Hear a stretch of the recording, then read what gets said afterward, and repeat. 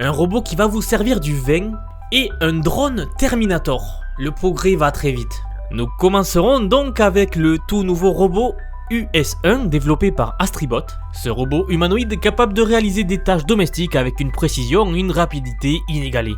Peut-être le premier robot capable de cuisiner, nettoyer et même servir du vin. Ensuite, nous nous plongerons dans une innovation venue de la Chine, encore une fois, la puce cérébrale New Cyber, qui pourrait rivaliser avec Neuralink d'Elon Musk. Cette technologie permet à un singe de contrôler un bras robotique par la pensée, ouvrant des perspectives incroyables pour l'avenir des interfaces cerveau-ordinateur.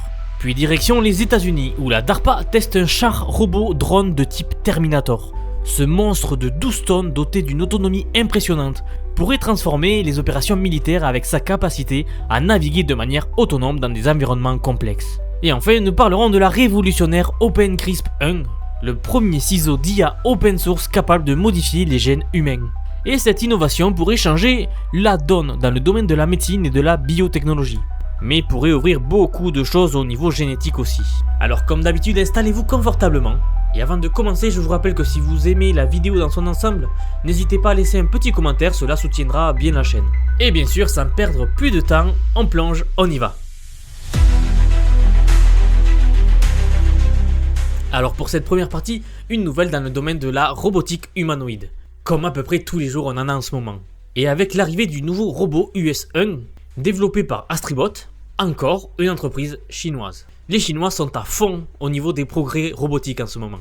Alors la vidéo publiée récemment par Astribot montre US1 en action, réalisant divers tâches domestiques avec une belle efficacité et surtout très vite. C'est ce qui est vraiment fascinant, c'est que ce robot peut effectuer des mouvements à une vitesse maximale de 10 mètres secondes et manipuler des charges allant jusqu'à 10 kg par bras. C'est un robot capable de cuisiner, nettoyer et même servir un verre de vin sans effort apparent.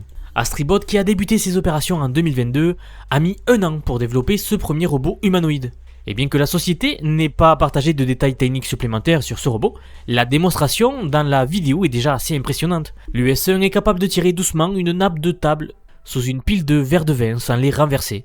Il est capable d'ouvrir une bouteille et de servir du vin, de découper délicatement un concombre et de retourner un sandwich dans une poêle. A priori, il est même capable d'exécuter de la calligraphie. Ces démonstrations nous montrent deux choses, la précision et la rapidité du robot, et surtout, ils montrent ce que feront nos robots à l'avenir pour nous, chez nous.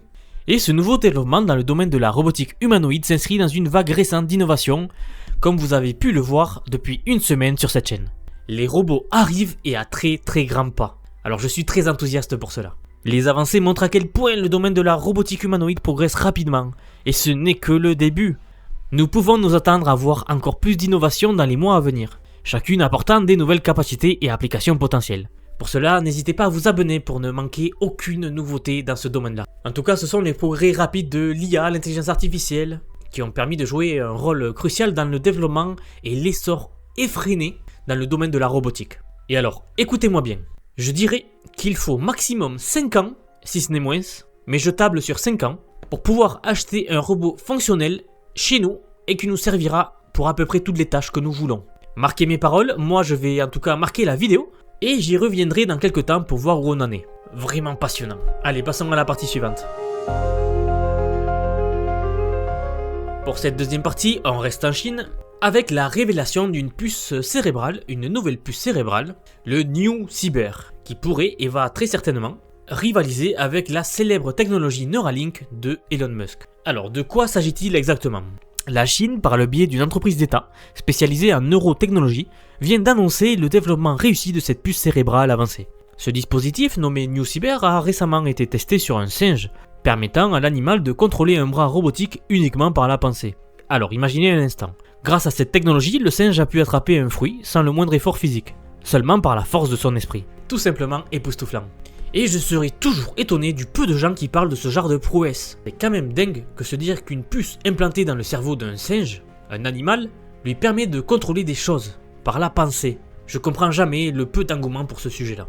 Mais entrons un peu plus dans les détails. Selon l'agence de presse étatique Xinhua, le New Cyber représente la première interface cerveau-ordinateur invasive de haute performance développée indépendamment par des scientifiques chinois. Cette prouesse technologique repose sur les 3 composants principaux, des microélectrodes flexibles à haut rendement, des dispositifs de capture de signaux neuronaux à haute vitesse, et un algorithme de décodage neuronal génératif, c'est-à-dire un algorithme par IA.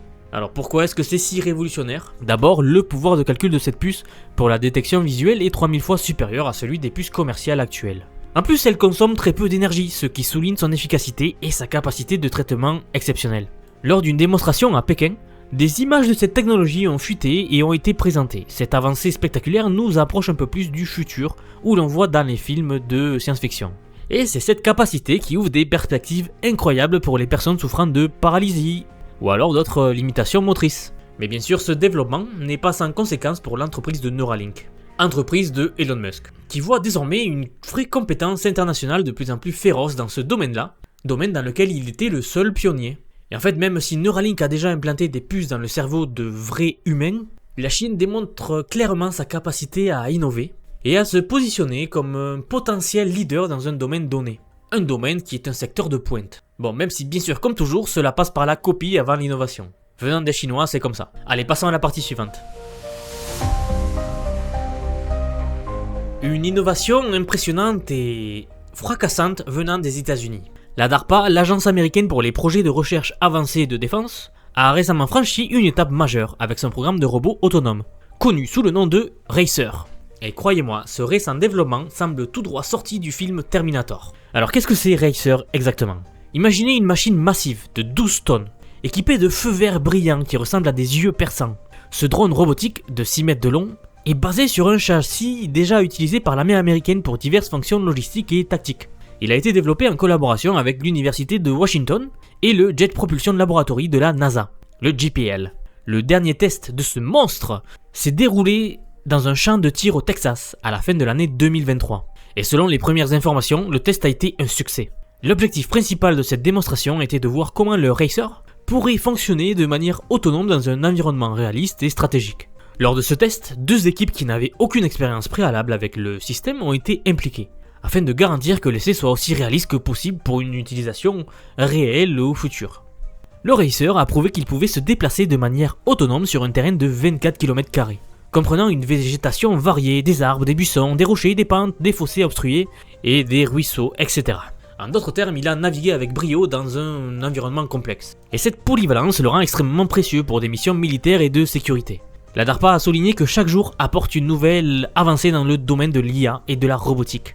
Et le Racer n'est qu'un exemple parmi tant d'autres de ces progrès-là réalisés dans ce secteur. En combinant la robustesse d'un véhicule militaire avec la sophistication de la technologie actuelle autonome, la DARPA et les partenaires ont créé une machine qui pourrait bien changer la manière dont les opérations militaires sont menées.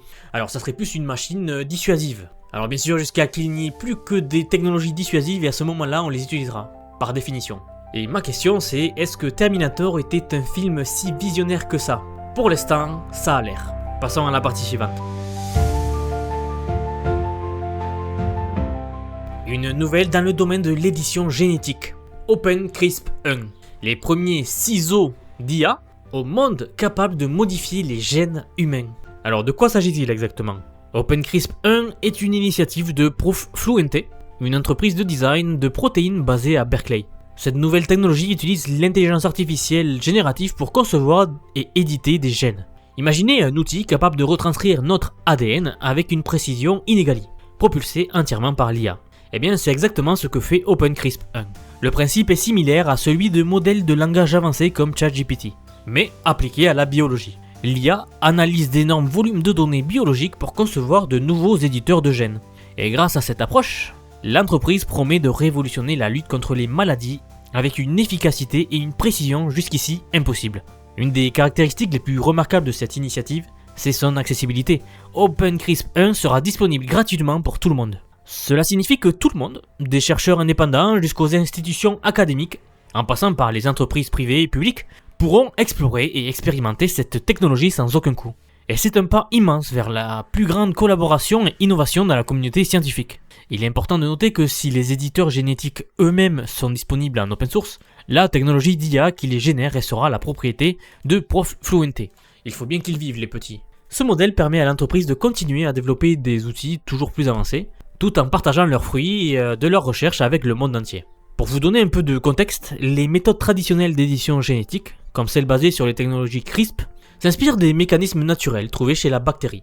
qui utilisent ces techniques pour se défendre contre les virus. Donc OpenCrisp 1 pousse cette technologie un cran plus loin en y ajoutant la puissance de l'intelligence artificielle. Alors l'annonce de cette technologie sera officiellement faite lors de la prochaine réunion annuelle de la Société américaine de thérapie génétique et cellulaire. Donc encore une nouvelle avancée qui montre à quel point le domaine de la médecine en particulier va être complètement chamboulé par l'arrivée de l'IA. Et si vous avez suivi quelques-unes de mes vidéos, vous savez que nous avons des news sur la médecine quasiment tous les jours. Ce qui change beaucoup de choses. En tout cas, je suis vraiment enthousiaste de voir la suite. Lorsque les gens disent que nous pouvons étendre notre durée de vie de 20, 30, 40 ou 50 ans, je pense qu'ils sont pas si loin que ça de la réalité. En tout cas, merci si vous êtes encore là pour avoir suivi cette vidéo dans son ensemble. Et je vous rappelle que si vous l'avez aimé, n'hésitez pas à la liker. N'hésitez pas également à mettre en commentaire votre avis. Et à vous abonner si ce n'est pas déjà fait. Activez la petite cloche pour soutenir la chaîne. Et en tout cas, moi je vous dis à la prochaine vidéo pour les prochaines actus.